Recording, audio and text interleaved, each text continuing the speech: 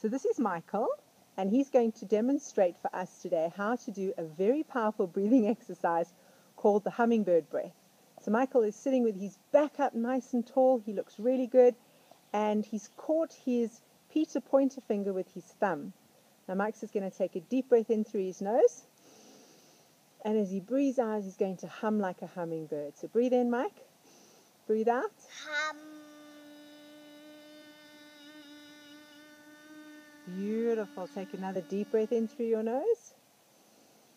Hum.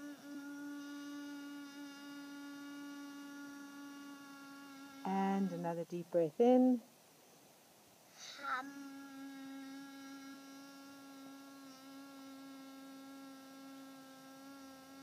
Thank you so much, Michael.